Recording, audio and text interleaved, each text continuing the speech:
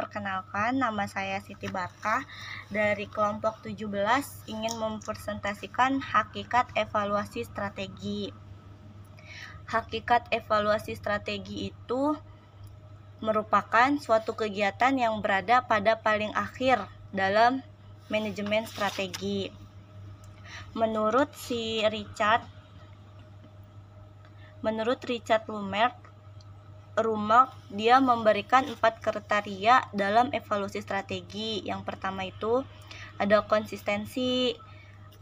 Konsistensi itu harus konsisten pada kebijakan dan tujuan strategi pada suatu perusahaan.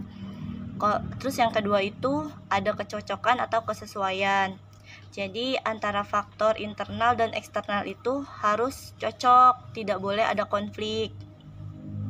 Yang keempat itu ada keunggulan atau keuntungan.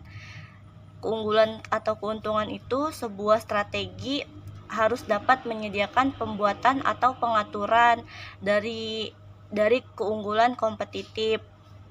Dan keunggulan kompetitif normalnya merupakan hasil dari 3 hal, yaitu sumber daya, skill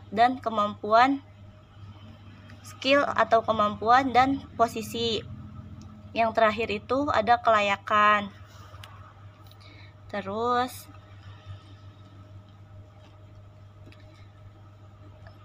sebagaimana yang sudah dideskripsikan, kesesuaian dan keunggulan itu biasanya didasarkan pada penilaian eksternal, sedangkan konsisten dan kelayakan dia didasarkan pada pihak internal pada perusahaan.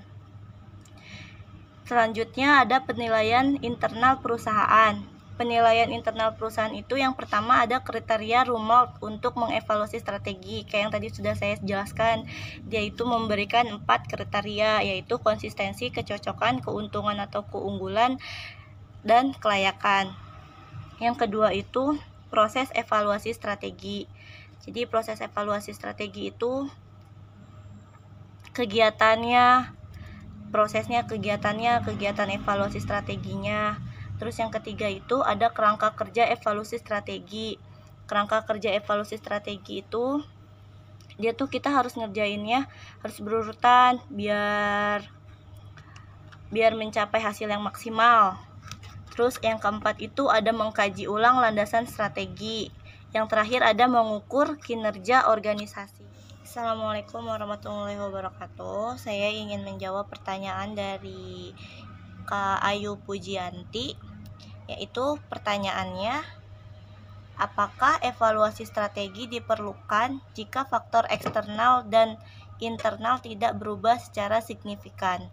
Kalau menurut saya sih ya tergantung dari perusahaan itu sendiri, tapi alangkah lebih baiknya jika kita melakukan evaluasi strategi, karena kan emang evaluasi itu pentingnya buat perusahaan, karena untuk mengetahui nih apa aja kendala-kendala dalam pekerjaan yang sudah kita kerjakan. Jadi semisal ada problem atau masalah atau kendala yang kita hadapi di dalam sebuah pekerjaan, itu kita bisa memperbaikinya lagi. Jadi balik lagi tergantung dari si perusahaan itu.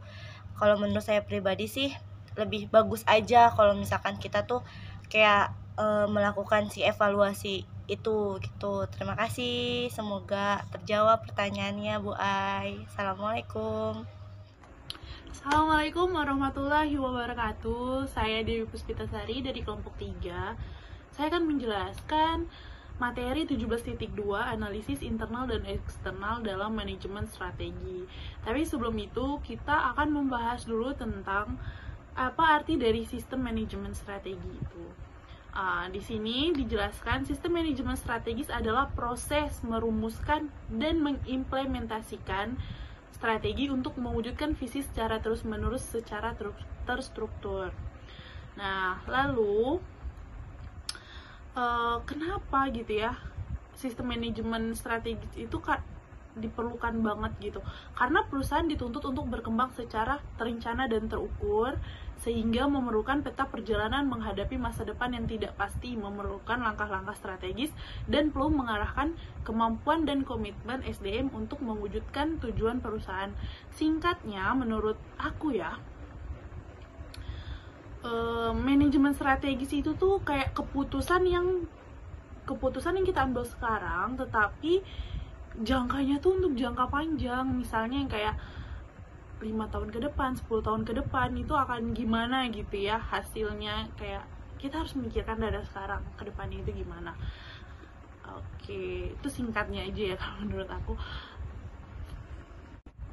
Jadi kalau kita ngomongin manajemen strategis, kita juga harus ngomongin balance scorecard. Kenapa? Karena balance scorecard itu tuh mempunyai peran penting ya untuk manajemen strategis. Yang pertama, memperluas perspektif dalam setiap tahapan sistem manajemen strategis, membuat fokus manajemen menjadi seimbang. Seimbang di sini maksudnya tuh ini ya, kayak ke performa dan keuangan itu seimbang dalam jangka pendek maupun panjang. Gitu. Lalu selanjutnya ada mengaitkan berbagai sasaran secara koheren. Koheren itu tuh maksudnya kayak koheren itu maksudnya bersangkut paut gitu ya. Lalu mengaitkan berbagai secara koheren dan mengukur kinerja secara kuantitatif. Terus balance scorecard digunakan hampir keseluruhan proses penyusunan rencana ya. Proses perumasan strategi dilakukan secara bertahap, yaitu analisis eksternal dan analisis internal, penentuan jati diri dan perumusan strategi itu sendiri. Nah, sekarang aku mau ngasih contoh untuk perusahaan yang gagal dalam, menurut aku, dalam manajemen strateginya ya. Salah satunya tuh ada 7-Eleven. Kita tahu semua itu yang kayak udah sekarang kan udah bangkrut ya, udah nggak ada. Nah, itu tuh kenapa sih dia bisa bangkrut? Itu kemungkinan besar itu mungkin biaya operasional, biaya sewa, dan biaya infrastruktur dan sarana. Soalnya kan memakan biaya sebagian besar gitu ya. Kalau menurut aku, dalam manajemen strategis ini kan kita tuh harus merencanakan ke depannya gimana gitu ya. Cukup nggak nih budgeting segini untuk sewa, terus nutup nggak untuk keuntungannya gitu kan. Nah, kalau di 7-Eleven ini kayaknya enggak nutup gitu loh. Kayak harusnya itu kan kita harus kayak, kita tuh juga dalam manajemen strategis kan harus bikin SWOT ya. Kita lihat dulu nih kelemahannya kalau bikin 7-Eleven di sini itu gimana, apakah akan menarik pembeli gitu ya.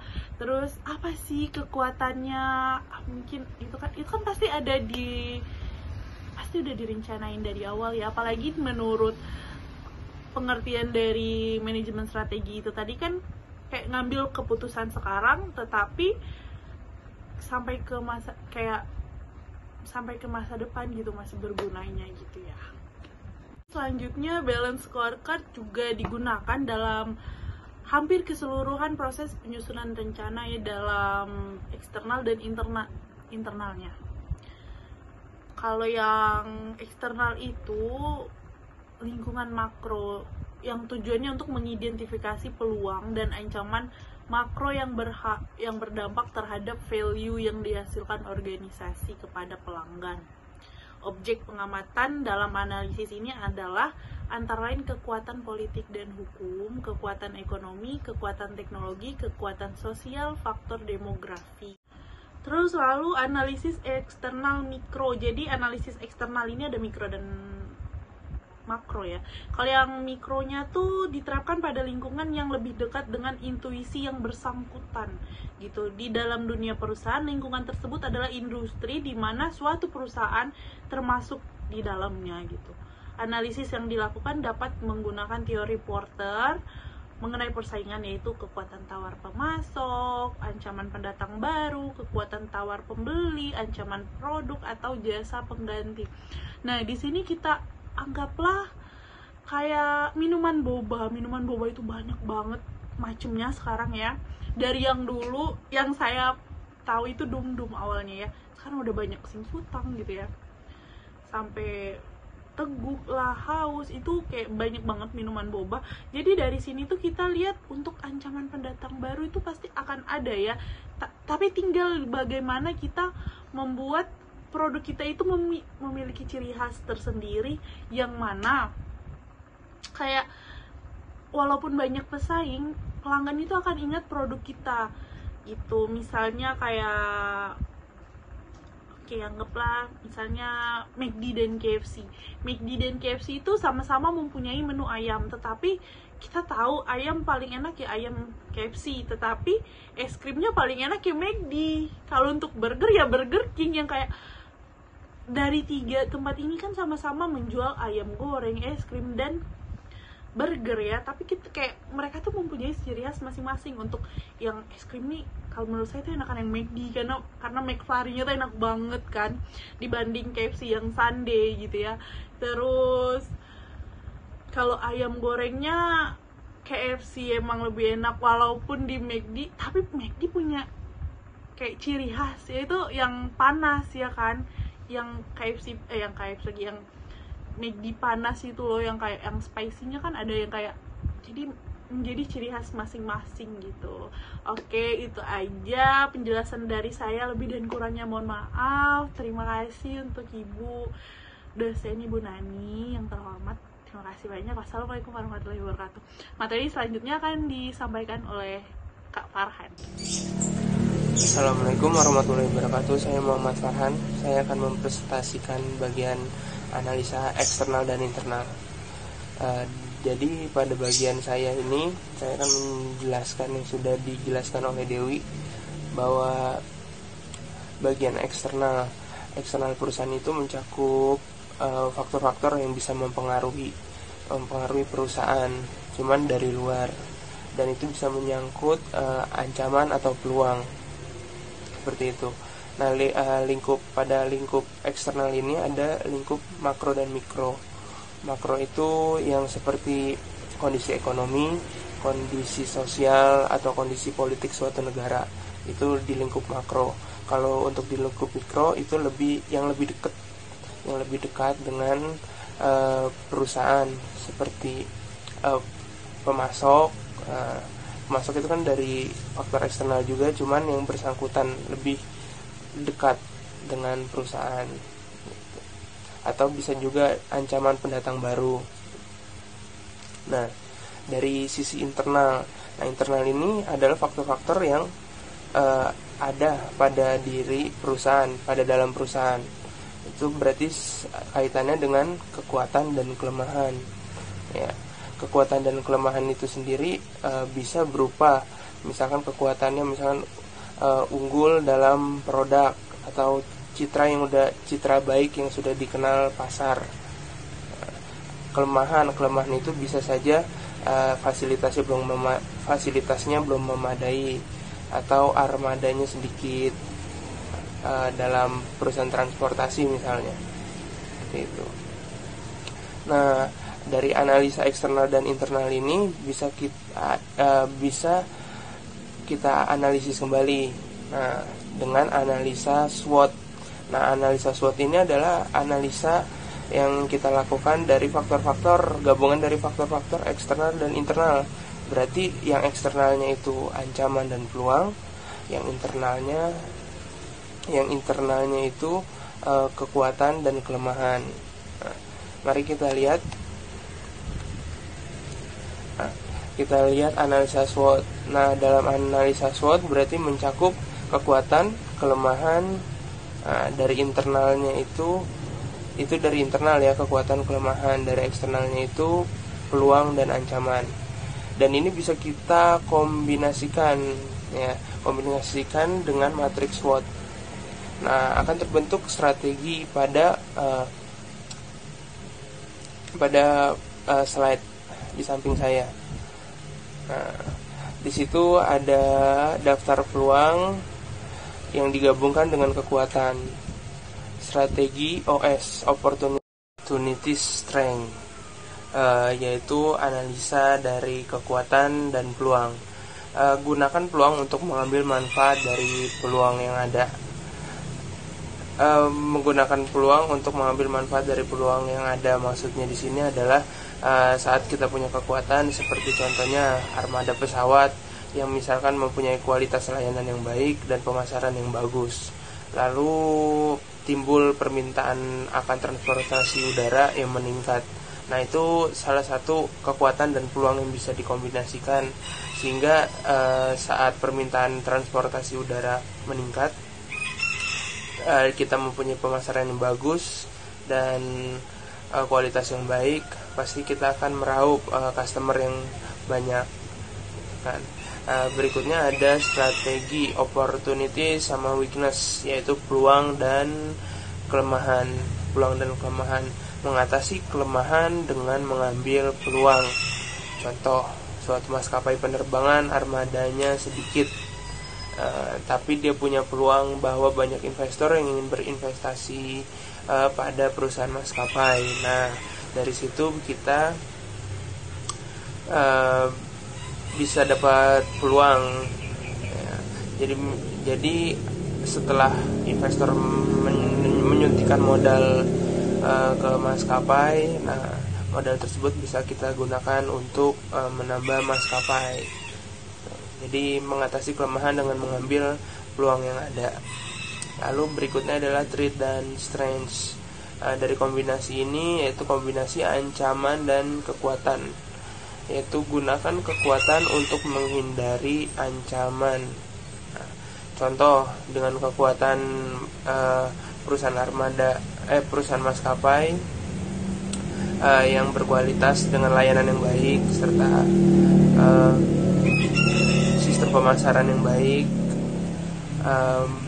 Terus kita contohnya punya ancaman banyak perusahaan maskapai pesaing, banyak perusahaan baru yang baru bersaing. Nah, dari sini kita bisa menggunakan kekuatan kita untuk menghindari ancaman, yaitu dengan meningkatkan lagi pelayanan. Yang kita sebenarnya sudah punya pelayanan yang baik, cuman kita tingkatin lagi dan melakukan sistem pemasaran yang lebih baik lagi.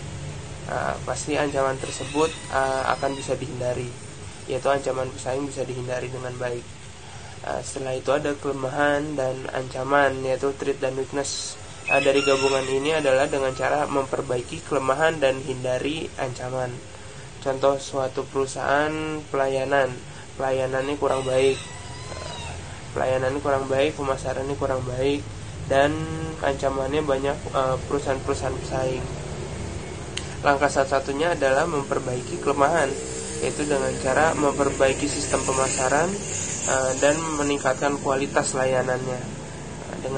Dengan seperti itu, ancaman akan bisa diatasi dengan baik. Dari analisa-analisa di atas, analisa SWOT yang menggabungkan faktor eksternal dan internal, yaitu kelemahan dan kekuatan serta ancaman dan peluang.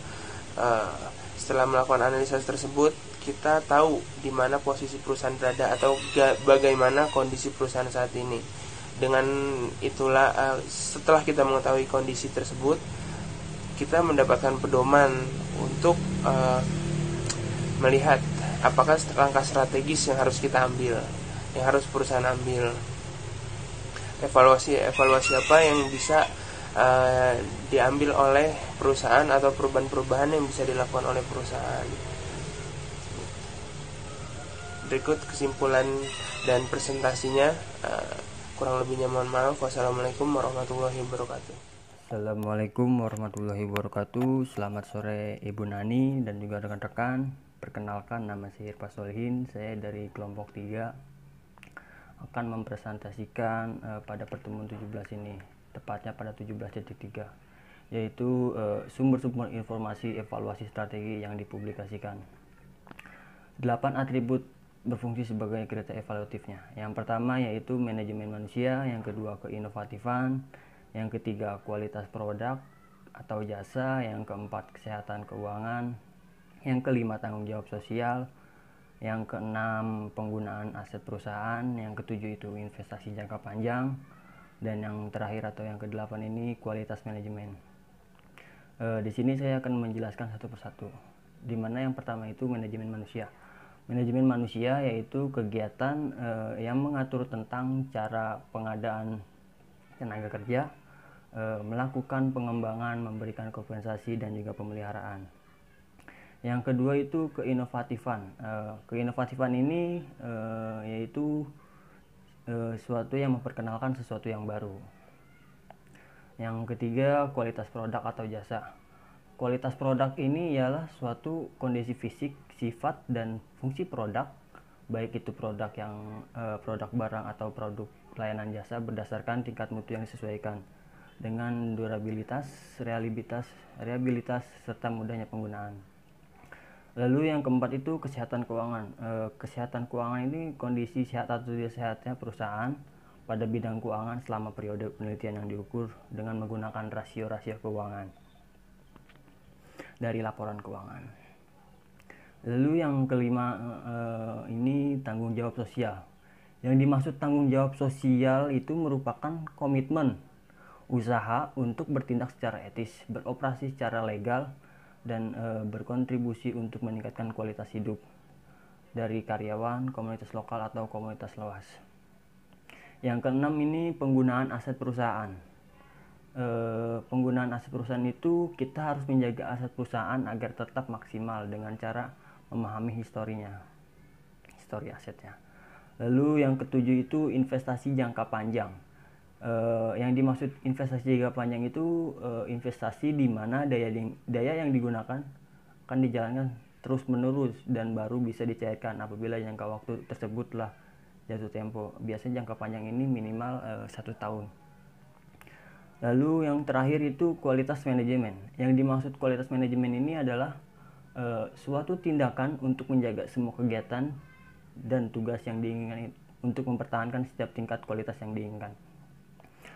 Jadi untuk kesimpulannya pada materi yang saya sampaikan ini, kita harus melakukan pengembangan, membuat hal yang baru, memahami produk dan lain-lainnya agar perusahaan itu menjadi baik dan melakukan pengendalian strategi. Dari ke-8 ini menurut saya yang paling penting itu inovasi, karena inovasi ini bisa berupa metode baru untuk meningkatkan mutu atau kualitas terhadap suatu program atau barang yang sudah ada. Tetapi inovasi ini juga bisa berupa gagasan atau barang yang baru atau yang sudah ada, tetapi belum diketahui oleh pengadopsi inovasi. Secara singkat ditarik makna bahwa inovasi adalah proses pemikiran dan mengimplementasikan sesuatu yang baru dan berdampak. Pada praktiknya inovasi secara radikal jarang ditemukan di lapangan. Contohnya yaitu inovasi arsitektur ya. Inovasi arsitektur adalah inovasi dengan melakukan perubahan pada sistem yang sudah ada dengan cara baru dan meningkatkan komponen yang ada di dalamnya tanpa harus mengubahnya. Contohnya seorang marketing IndiHome memasarkan produknya melalui booth atau banner di pinggir jalan. Tetapi dia berinovasi untuk membuat mini banner dan dipasangkan di tiang IndiHome yang portnya masih tersedia, tapi tanpa mengubah kata-kata yang ada di banner tersebut. Mungkin sekian presentasi pada pertemuan 17 ya, tepatnya itu 17.3. Kurang lebihnya mohon maaf. Wassalamualaikum warahmatullahi wabarakatuh. Warahmatullahi wabarakatuh. Saya Uswat Nasana. Di sini saya akan mempresentasikan bagian 17.4, yaitu tentang karakteristik sistem evaluasi yang efektif. Evaluasi strategi harus memenuhi beberapa persyaratan agar efektif. Di antaranya yang pertama ada karakteristik sistem evaluasi yang efektif. Maksudnya efektif di sini yaitu informasi yang dihasilkan oleh evaluasi harus proporsional. Jadi informasi yang dihasilkan itu yang disajikan harus tersusun secara rapi atau sistematis ya. Jadi terlalu banyak atau sedikit informasi sama buruknya. Jadi informasi yang disediakan atau disajikan harus sesuai dengan fakta dan menggunakan bahasa yang singkat, padat, dan jelas, atau tidak bertele-tele agar mudah dipahami. Jadi intinya informasi yang disediakan atau disajikan itu harus tepat pada intinya. Yang kedua, ada aktivitas evaluasi strategi harus bermakna. Maksudnya yaitu aktivitas tersebut harus secara khusus berkaitan dengan tujuan perusahaan, karena ini menjadi salah satu kriteria kerja dalam penilaian.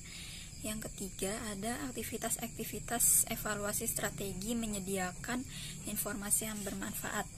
Maksudnya di sini yaitu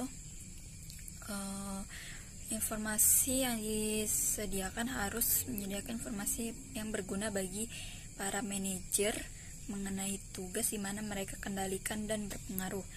Jadi, evaluasi strategi harus dirancang untuk menyediakan gambaran yang sebenarnya terjadi. Dan yang terakhir, ada aktivitas evaluasi strategi harus menyediakan informasi yang tepat waktu. Maksudnya adalah informasi yang disediakan dalam evaluasi strategi harus siap kapan saja saat dibutuhkan. Jadi kalau bisa sudah selesai sebelum tanggal deadline, karena bisa saja manajer membutuhkan informasi secara harian atau meminta informasi itu secara dadakan. Kunci sistem evaluasi strategi yang efektif kiranya terletak pada kemampuan untuk meyakinkan para peserta bahwa kegagalan untuk mencapai tujuan tertentu dalam kurun waktu yang telah ditetapkan tidak serta merefleksikan kinerja mereka. Assalamualaikum warahmatullahi wabarakatuh. Saya Uswatun Hasanah. Di sini saya akan coba menjawab pertanyaan dari kita kelompok 2. Pertanyaannya yaitu, penerapan sistem manajemen strategis yang demikian di banyak perusahaan swasta mengalami kegagalan, serta sistem manajemen strategis tetap diperlukan karena perusahaan dituntut untuk berkembang secara terencana dan terukur. Pertanyaannya, apa yang menjadi penyebab kegagalan tersebut dan langkah apa yang harus dilakukan oleh perusahaan agar strategi dapat berjalan dengan baik dan berkembang? Jawaban saya sesuai yang sudah saya baca pada modul, yaitu penerapan sistem manajemen strategis yang demikian di banyak perusahaan swasta banyak mengalami kegagalan.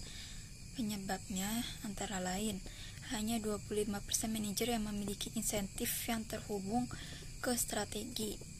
Yang kedua, 60 perusahaan tidak menghubungkan anggarannya ke strategi. Yang ketiga, 85% dari tim eksekutif menghabiskan waktu kurang dari 1 jam untuk membahas strategi tiap bulan. Dan yang keempat, hanya 5% pegawai yang memahami strategi. Maksud dari penjelasan di atas yaitu hanya 25% manajer yang memiliki insentif yang terhubung ke strategi. Maksudnya adalah hanya 25% saja manajer yang memiliki insentif yang diikutsertakan dalam perencanaan strategi tersebut. Jadi tidak semua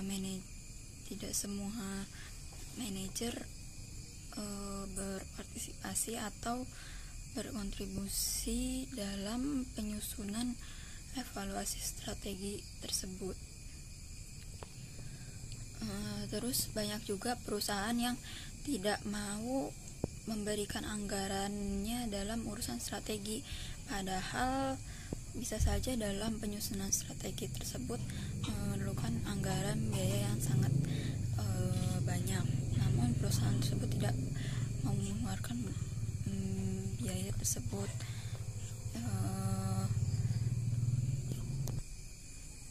Mungkin perusahaan tidak mau mengeluarkan anggaran yang terlalu besar karena mereka takut rugi, atau dalam strategi tidak berjalan sesuai dengan rencana.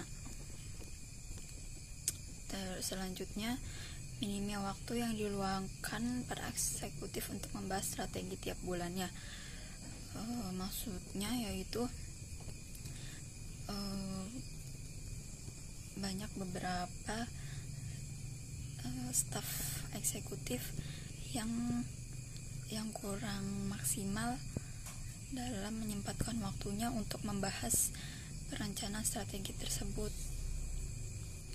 Jadi para eksekutif tersebut tuh maunya terima jadi hasilnya seperti apa, dan penyebabnya mungkin atau resiko yang bakal dihadapi seperti apa. Jadi mereka tuh maunya hasil yang sudah jadi aja, yang menjalankan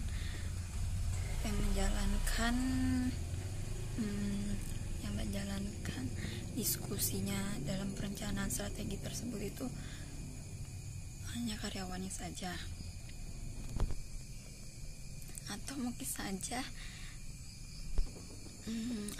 saja para eksekutif tersebut memiliki kegiatan lain yang lebih penting. Jadi menurut mereka dalam perencanaan strategi tersebut bisa dikendalikan oleh staf lain atau bawahannya.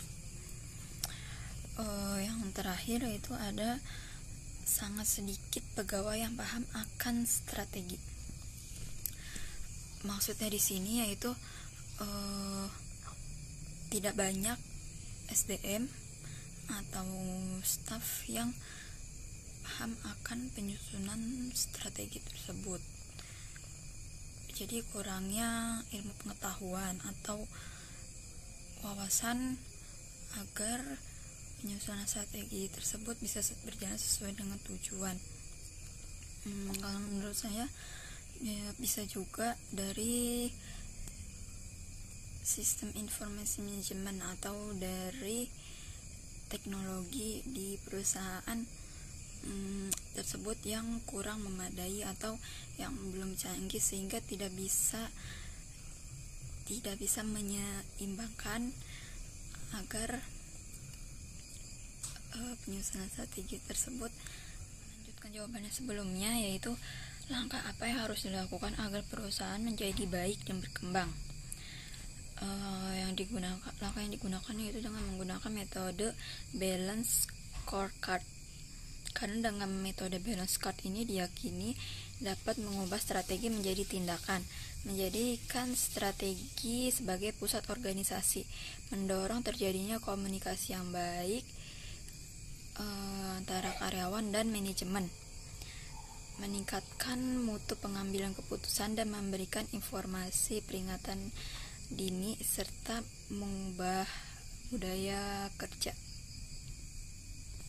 Maksud dari mengubah budaya kerja dalam balance scorecard ini yaitu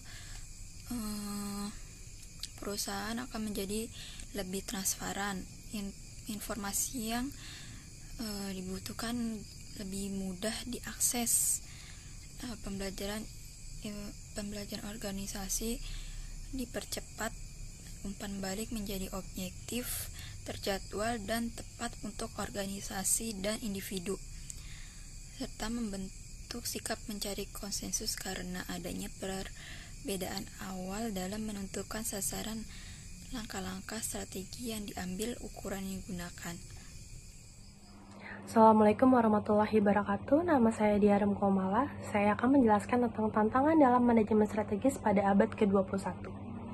Khususnya ada 3. Yang pertama itu ada memutuskan apakah proses tersebut harus dianggap lebih sebagai seni ataupun ilmu pengetahuan. Dari kata manajemen strategi sendiri sudah mengacu kepada ilmu pengetahuan, namun bukan berarti seni ditiadakan ya. Karena manajemen strategi sendiri perlu secara sistematis melakukan menganalisis, melakukan riset baik internal maupun eksternal untuk acuan mereka dalam kedepannya nanti. Gitu. Kalau misalkan dilihat dari segi seninya, yaitu contohnya sebagai ketika kita melakukan rapat atau musyawarah gitu kan untuk melakukan kelangsungan perusahaan kita akan memberikan pendapat sesuai intuisi kita ataupun kreativitas kita.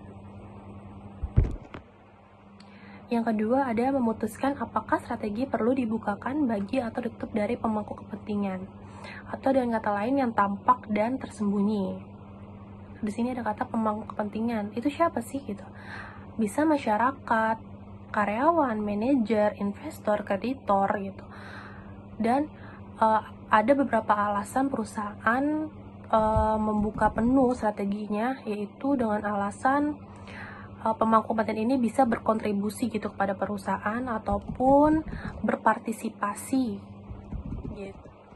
Berpartisipasi untuk keterbukaan, mendorong pemahaman yang sama, komitmen dan komunikasi dalam perusahaan. Contoh simpelnya, produk online, baju ataupun atasan, sebelum mereka melakukan strategi, mereka selalu tanya dulu nih ke konsumen butuhnya apa, atasan atau bawahan, atau jenis baju yang lagi hits apa, pasti mereka nanya dulu. Berbeda dengan yang tersembunyi juga punya alasan itu, karena mereka melakukan kerahasiaan, membatasi akses perusahaan untuk pesaing, jadi minimnya peniru atau duplikasi gitu. Contohnya produk Apple kan kalau misalkan dia mengeluarkan versi terbaru, dia selalu merahasiakan entah kameranya berapa, apa kecanggihannya apa, itu dia selalu merahasiakan. Yang ketiga yaitu memutuskan apakah prosesnya di dalam perusahaan harus lebih dari atas ke bawah atau dari bawah ke atas. Memang dari atas ke bawah itu kan memiliki banyak pengalaman, entah dari kejelian, kolektif, ataupun memang mereka juga memiliki tanggung jawab yang penting dalam mengambil keputusan yang mereka buat gitu kan. Namun dari bawah ke atas pun juga seharusnya dilibatkan ya dalam perumusan strategi perusahaan tersebut, karena kemungkinan dari bawah ke atas itu memiliki ide-ide yang baru ataupun gagasan-gagasan yang baru untuk memajukan perusahaan tersebut. Jadi kesimpulannya dari tantangan dalam manajemen strategi pada abad ke-21 ini, kita harus bisa memutuskan apakah proses yang kita ambil dalam menentukan manajemen strategi ini dilihat dari segi apa nih, ilmu pengetahuan ataupun seni, ataupun kita bisa memutuskan strategi yang kita buat ini mau dibuka atau tersembunyi dari pemangku kepentingan, ataupun juga kita bisa memutuskan proses ini melibatkan bawahan ataupun hanya orang atasan aja, seperti itu. Assalamualaikum warahmatullahi wabarakatuh. Saya coba menjawab pertanyaan dari Ferry Herliansyah dari kelompok 1. Bagaimana jika suatu pembisnis mengalami kurangnya pendapatan dikarenakan harga produk yang kita jual mengalami penurunan dan naiknya harga bahan pokok? Yang ingin ditanyakan, strategi analisis SWOT apa yang baik digunakan dalam contoh kasus di atas, dan berikan alasannya. Jika saya diposisikan saya seorang pembisnis, saya tidak akan menurunkan harga produk saya, apalagi ketika harga pokok itu lagi naik-naiknya. Malah seharusnya kita ikutan naik gitu, karena kan meminimalisirkan kerugian yang kita dapat, dan juga ikut menstabilkan gitu. Walaupun emang ancamannya bakal sepi peminat, tapi kan kita bisa mencari peluang dari kata diskon atau promo, ya kan.